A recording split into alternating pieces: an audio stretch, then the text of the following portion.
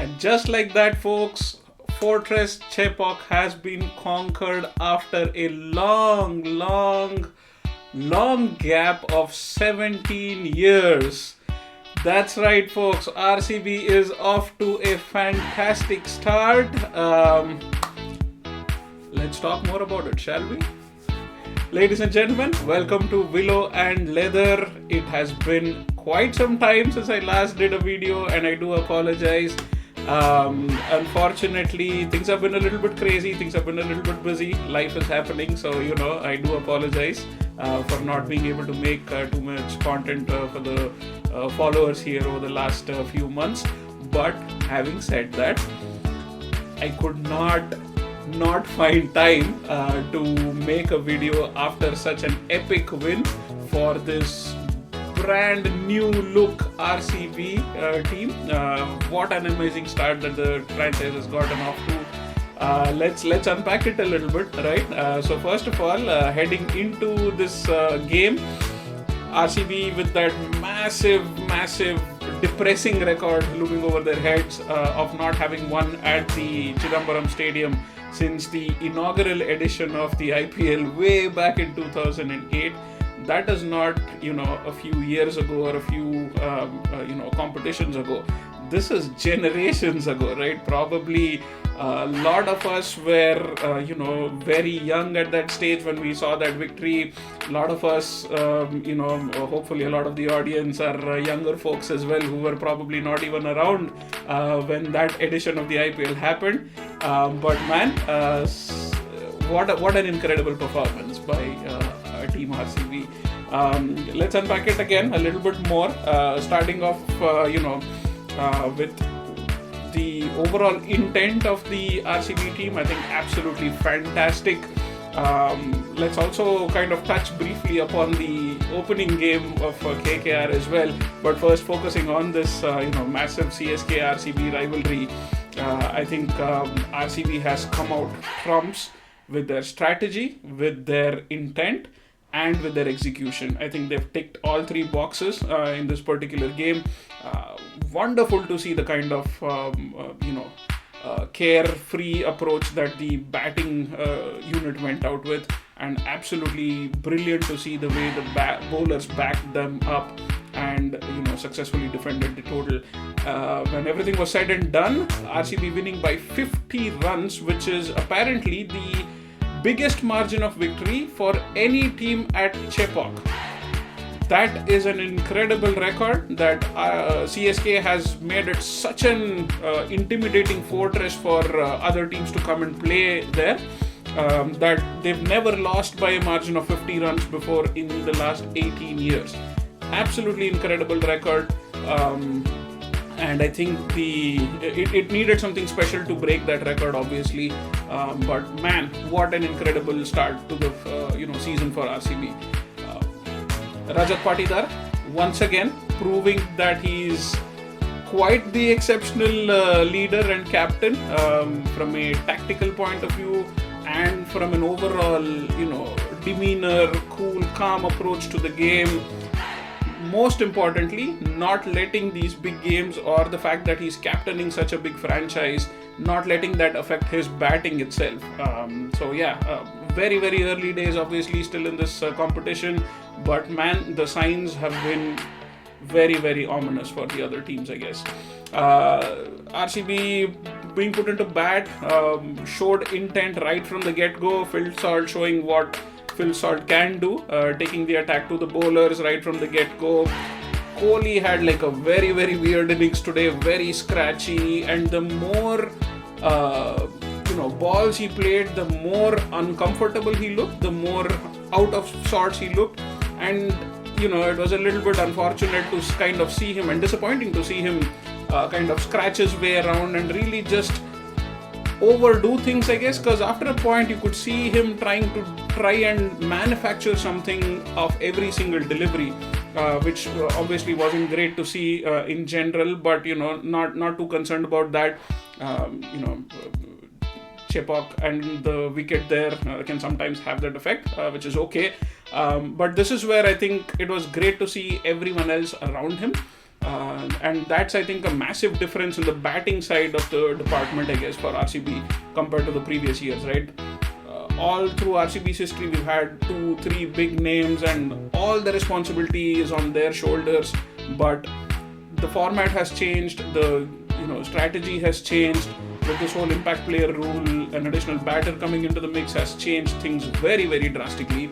And no longer, I think, is there an expectation that someone, one or two players kind of take up the full responsibility or the burden of the innings. Yes, there will be players in form, and yes, there will be key players who probably will have a bigger say or a bigger impact in any game if they fire compared to some of the other batsmen around. But having said that, I think this RCB unit is looking to basically make sure that they're utilizing their entire depth of the batting order and leaving no stones unturned, and going hell for leather right from the get-go. And it's amazing to see everyone taking up responsibility there. I think it was Harsha Bogle in one of the post-match interviews where he was talking about how it's a great sign for a team if you cannot single out a individual player to be the man of the match. And that actually seemed to be the case today, right? We had an excellent start from Phil Salt. Rajat Patidar, Captain Courageous, playing a really good innings, getting a half century, fair share of his luck as well, but capitalized on it and stayed through the crucial phase of the middle overs to make sure that RCB reached a great score. Devdutt Padikkal, let's talk about that guy for a second. What incredible intent. And again, this all comes down to the think tank and the group behind who are putting these plans in place, making sure that every single batter going out there plays with intent. And it's okay if they get out cheaply, it's okay if they hole out in the deep or whatever, right? Trying to up the ante. But I think they have all the players have the full backing of this backroom staff to go out there and make an impact. And it's amazing to see someone like Devdutt Padikkal come out of his shell. He's never been known as an aggressive hitter, someone who shows a lot of hitting intent. But at least in the last two games, first game it didn't really come off, but this game it was great to see the kind of charge he took and counter-attack the CSK bowlers, especially while Kohli was still scratching and struggling on the other side. So great intent from him. Livingston comes in, doesn't really fire, but then Jitesh Sharma comes, plays a couple of beautiful shots. That six that he hit of Noor Ahmed's last ball over extra cover, man, that was something else to watch. And then at the end, Tim David comes and finishes things off in style.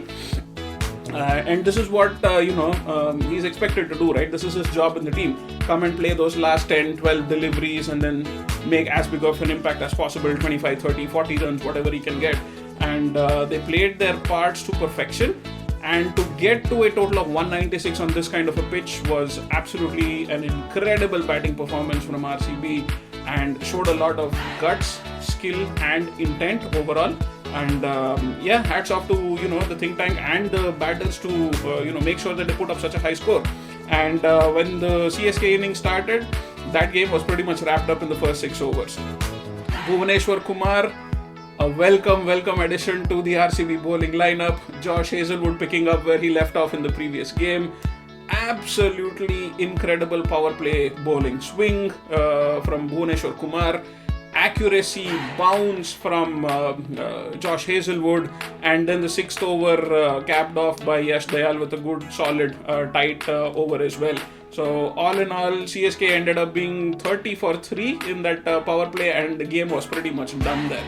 After that, it was more of a formality, and to be honest, those middle overs were kind of a real drag and a bore to watch, right? And as a bowling team, I absolutely do not mind that.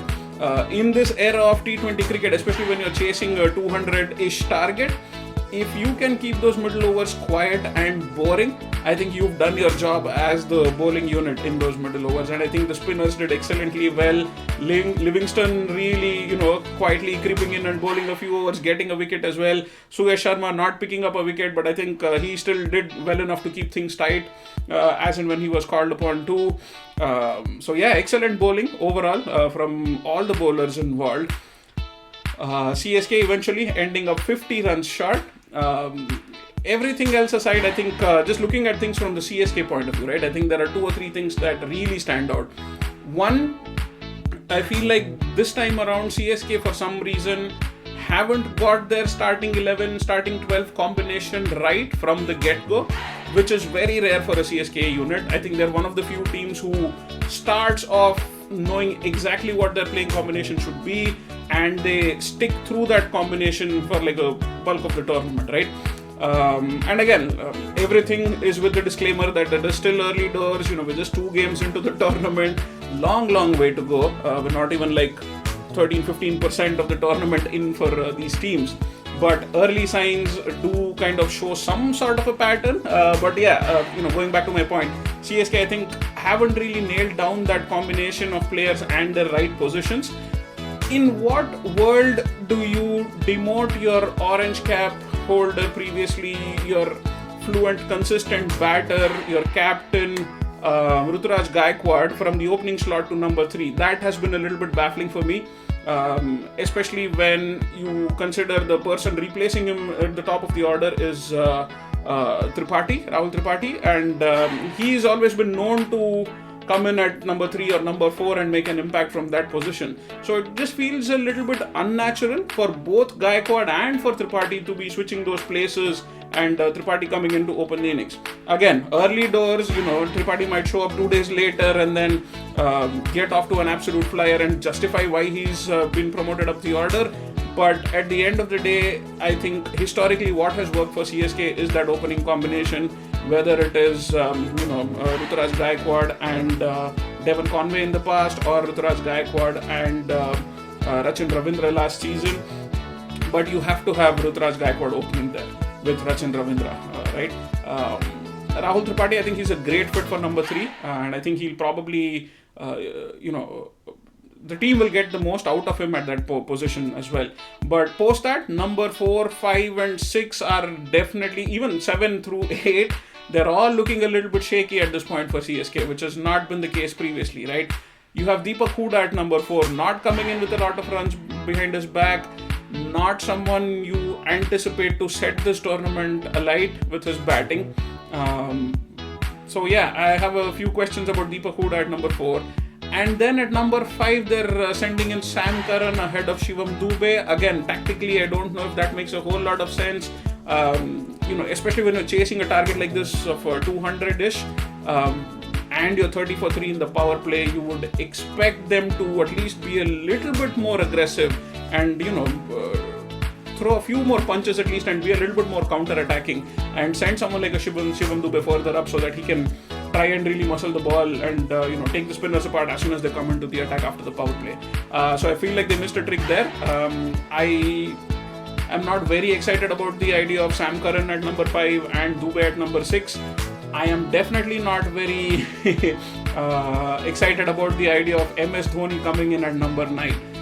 In what dimension or in what world does Mahendra Singh Dhoni come after Ravichandran Ashwin? That has been baffling for me to watch.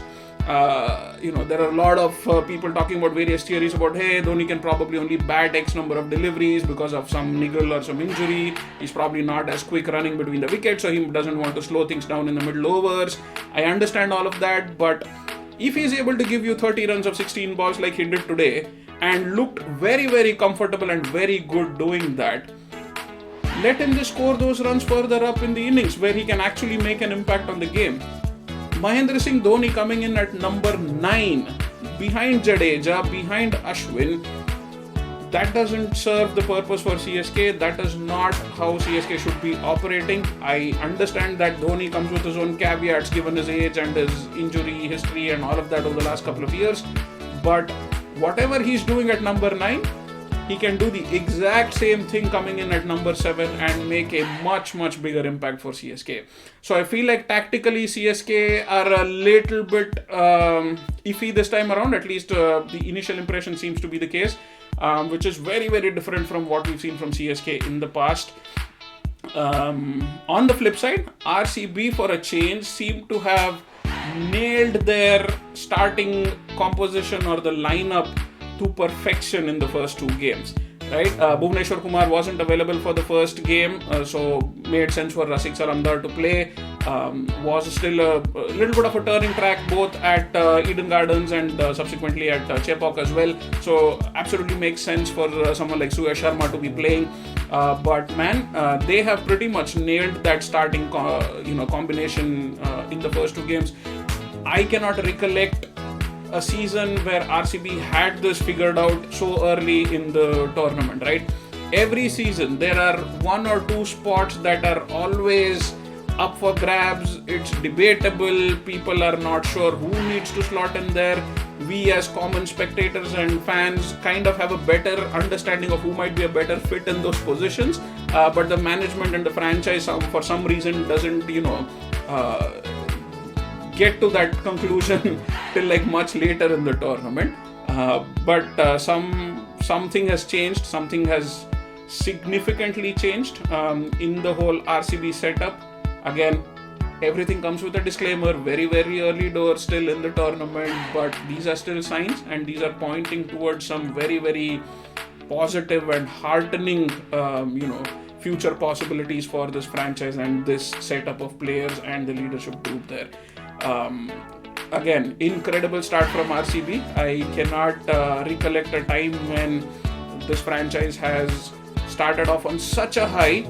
Yes, we won the initial encounter in a few tournaments and all that, but beating Kolkata at Eden Gardens, Kolkata being the defending champions and Eden Gardens not being a very happy hunting ground for RCB in the past, and the fact that KKR have won the last 4 or 5 games against RCB over the last 2-3 years, right? So it had been 2.5-3 years, I think, or whatever it is, since RCB had last beaten KKR. So to go to Eden Gardens against the defending champions and beat them convincingly, that was a massive statement. But then following it up with a huge statement victory against Chennai Super Kings at the M.A. Chidambaram Stadium, that is a massive statement overall from RCB. If I am one of the other franchises right now, I'm taking note of this, right? I am probably starting to feel a little bit worried about this combination and this unit. Yes, there will be games where the batting might not fire with this high-risk, aggressive intent and approach. Bound to happen. We saw that happen with Sunrisers Hyderabad in the second game against LSG.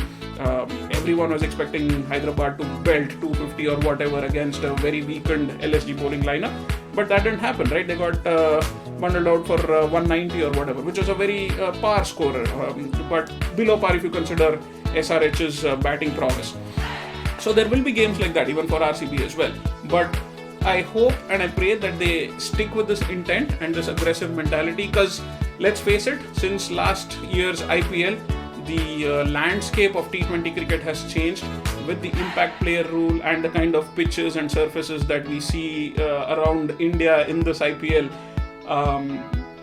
You have to have a very, very aggressive approach in the batting innings, and I think we have got the right firepower in terms of the personnel needed, with very, very clear roles as to what they do at what time during the innings, what kind of bowlers they go after, and how they've set up that whole batting lineup. I think everyone has played their part to perfection in these first 2 games, and on the flip side, the bowling is also looking pretty strong. Yes, the next big challenge for RCB will be to come home and play at the Chinnaswamy Stadium, which has always been a massive problem for us. I think RCB probably has one of the weakest records at home. I think they barely have a 50% win rate playing at home, while all the other teams make their home ground their fortresses and use it to their advantage. RCB has not been able to do that in the past, but things are looking a little bit different this time. Already some things that we haven't been able to do too many times in the past have been accomplished by RCB in the first 2 games. So this next big challenge will be to see how they fare at home. I'm sure the batting will be absolutely terrific, but can this bowling attack hold up against some of the other strong batting units who will come and play at the Chinnaswamy Stadium? That's going to be the next big thing. But having said that, incredible start. Like I said, I've not been making videos for a while now, but I could not help but come out and make a video, especially after such a massive statement that RCB has made. Early doors, so we'll all stay a little bit calm, we'll not get carried away. RCB fans, we have all the experiences of heartbreak and whatnot from very, very weird situations as well. So we will kind of hold on and not get too excited, I guess. But I'll be honest, this feels like it's the start of something special. Again, we'll see how the rest of the tournament goes. But this group of players that they put together, hopefully bulk of this group will stay together for the next 3 years. I think this 3-year window could prove to be something very, very special for RCB. Time will tell. But thank you, folks. I just wanted to make this quick video just because of the immense joy and satisfaction that I'm feeling watching this new look RCB side and the way in which they are approaching their games. I will try and make more and more videos during the rest of this IPL as well, and I might have a couple more surprises in store later on as the tournament progresses too. Right, thank you so much again for tuning in. Hope you enjoyed this. Do subscribe if you haven't already, and I'll catch you in the next one. Cheers.